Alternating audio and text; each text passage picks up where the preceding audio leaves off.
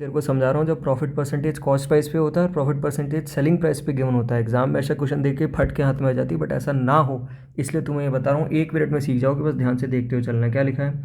P and Q bought same article at different cost price, both of them sold their articles at 20% profit.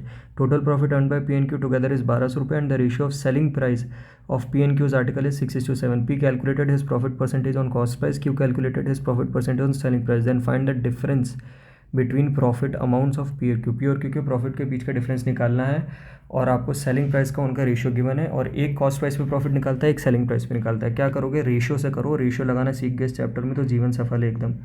एक व्यक्ति था हमारे पास P, एक व्यक्ति था Q, ठीक है। ये हो गया कॉस्ट प्राइस, ये हो गया सेलिंग प्राइस, ठीक है। एक कॉस्ट प्राइस हो गया और एक हो गया आपका सेलिंग प्राइस। क्या करोगे? 20% का फ्रैक्शन वैल्यू होता है 1/5, ठीक है। 1/5 की फ्रैक्शन वैल्यू होती है, तो 1/5 की अगर फ्रैक्शन वैल्यू है तो ये 5 की चीज़ 6 में बेचेगा, और इसने सेलिंग प्राइस पे लगाया तो ये 5 की चीज़ 4 में खरीदेगा, ठीक है। ये हो गई कहानी।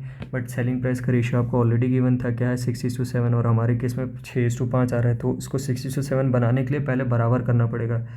कैसे बराबर करोगे? इसमें मल्टीप्लाई कर दो 5 तो ये आ जाएगी 30 की वैल्यू, और इसमें मल्टीप्लाई कर दो 6 तो ये आ जाएगी यहाँ पर 30 की वैल्यू डिनोमिनेटर में, ठीक है। बट 6:7 बनाना है, फिर वापस से एक बार 6 मल्टीप्लाई कर दो ऊपर, और नीचे वाले में 7 मल्टीप्लाई कर दो, तो 6:7 के रेशियो में आ जाएगा। लेकिन अब इतना बड़ा कैलकुलेशन करने की ज़रूरत नहीं, ईजी आउट करो। 6 से कटा 6, 6 से कटा 6, ठीक है। अब निकाल लो नई वैल्यूज़, तो ये आ गया आपका वापस से कॉस्ट प्राइस की वैल्यू और सेलिंग प्राइस की वैल्यू। साफ तरीके से लिख के दिखा रहा हूँ। अब इसका आ जाएगा 5 पंजे 25, और इसका आ जाएगा 7 चौके 28, ठीक है। ये आ जाएगा 6 पंजे 30, और ये आ जाएगा 7 पंजे 35। ये आ गया निकल करके। अब चले जाओ वैल्यू पे। 1200 की वैल्यू गिवन है। बैलेंस आउट करने के बाद इसका क्या आ रहा है? प्रॉफिट 25 की 30 में जा रही है, तो ये 5 का प्रॉफिट आ रहा है, और 28 की 35 में जा रही है, तो यहाँ 7 पार्ट का प्रॉफिट आ रहा है। टोटल पार्ट कितने हो गए? 12।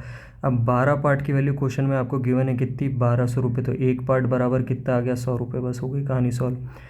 7 का प्रॉफिट इसका है, 5 का, दोनों का डिफरेंस निकालना है। तो 7 में से 5 गए, 2 पार्ट की वैल्यू, और 2 पार्ट अगर 100, एक पार्ट 100 की, तो 2 पार्ट कितने की हो जाएगी? 200। हो गया क्वेश्चन आपका सॉल्व।